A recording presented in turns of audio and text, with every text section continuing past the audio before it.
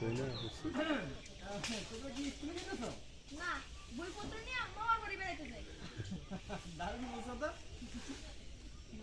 এবার বড়দের সাথে কথা বলে। না না, অসুবিধা নেই, আমি তো বোকা বুদ্ধি প্রশ্ন করলাম। ওই সাথে নিয়ে তো স্কুলের দিকেই যাবো। নয় মানে বুদ্ধিমান।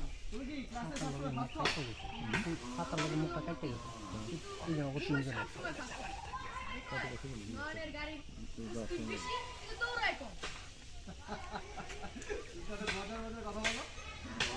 আপনি দেখি উল্টা কথা কন। আব্বা তো আমার কথা শুনলে আমার 32 জাত ফালা দেবা স্যার। নয়ন ঠিকঠাক না। দেখলেন? ঠিক আছে, আমি একদিন শুধু তোমার সাথে কথা বলতেই তোমাদের বাড়িতে যাবো, ঠিক আছে?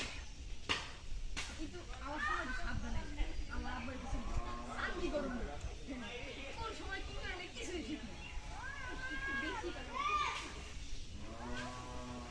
আপনি কোথায় যেতেছেন? আমি